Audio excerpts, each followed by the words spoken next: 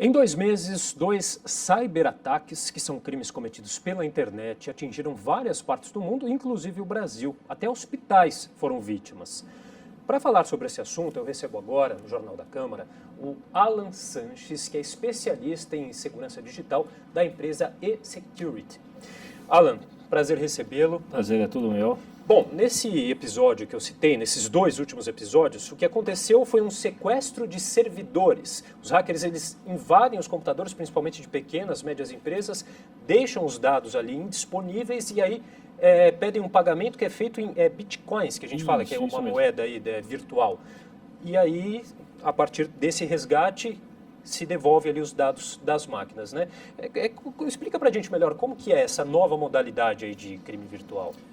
Hoje em dia, a informação é um dos meios mais valiosos, né? Então, é muito comum que agora os atacantes tenham imaginado isso como uma situação vantajosa. Eles sequestram esses dados, né? Eles criptografam. E para descriptografar esses dados, você tem que fazer um pagamento em Bitcoin. O Bitcoin é uma moeda virtual e de muito difícil rastreio. Então, esse é o motivo principal deles utilizarem essa moeda e obterem ganhos financeiros em cima desse tipo de ataque, né? Então, está e vai ser cada vez mais comum esse tipo de ataque. Antigamente, os ataques aconteciam mais para destruição de dados, agora já não. Agora o pessoal visa ganho financeiro em cima disso. Bom, mas então quer dizer que até grandes empresas estão vulneráveis a esse tipo de ataque? Sim, na verdade, na área de segurança da cibernética ou segurança da informação, todos estamos vulneráveis. Muitas vezes, as grandes empresas acabam subestimando isso, acreditando que, por possuírem tecnologia de ponta, acabam acreditando que estão seguros e nem sempre é assim. As grandes empresas, assim como órgãos públicos do mundo inteiro, correm risco. Agora, essa modalidade de ataque acontece mais com empresa, mas pode acontecer com pessoa física, a pessoa que tem o computador lá na casa dela também pode ser vítima de um tipo de ataque desse? Sim, hoje em dia, principalmente sequestro de dados, assim, como uma pessoa física, sequestro de conversas ou até mesmo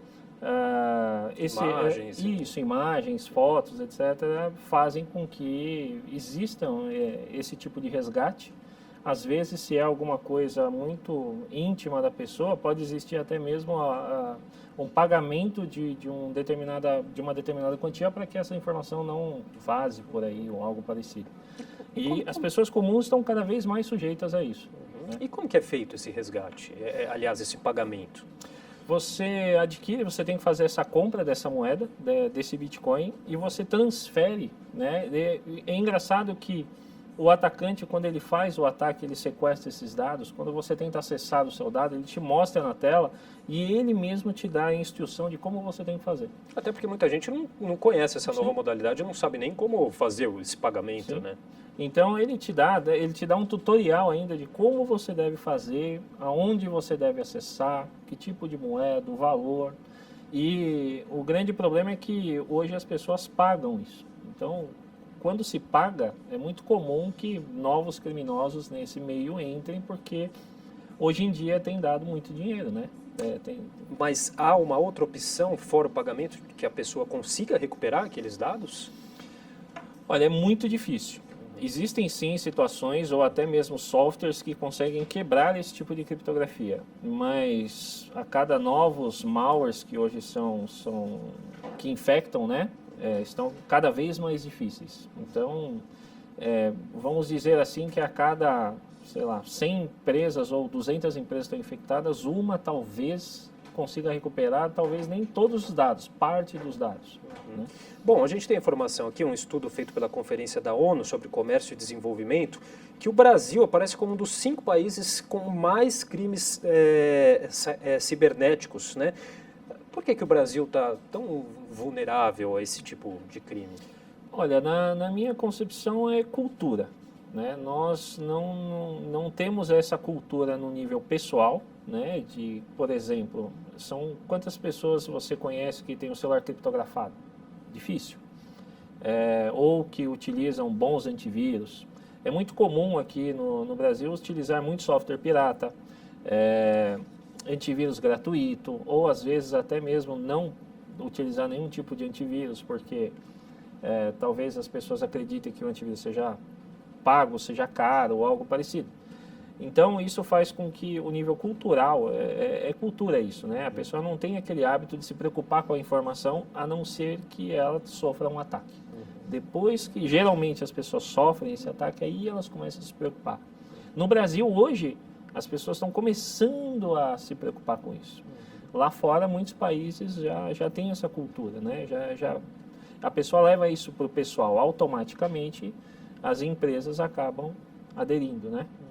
Bom, e o que as empresas e as pessoas podem fazer para se prevenir desse tipo de ataque? Primeiro nós temos que partir do pressuposto que ninguém vai estar seguro, mesmo se prevenindo. Tendo essa cultura, já tendo isso em mente, que já corre-se um risco, o principal é manter softwares atualizados, por exemplo, um sistema operacional atualizado, em dia. O software pirata é um problema nesse quesito, né? Mas um bom antivírus também vai te ajudar. Então, nada do que... se todas essas pessoas tivessem, inclusive as empresas, com todos os softwares atualizados, com bons antivírus e mantendo tudo de forma bem do jeito que deveria ser, dificilmente esses ataques aconteceriam. Ok, tá bom, Alan. Queria agradecer a sua participação aqui no nosso jornal. Eu que agradeço, é um prazer.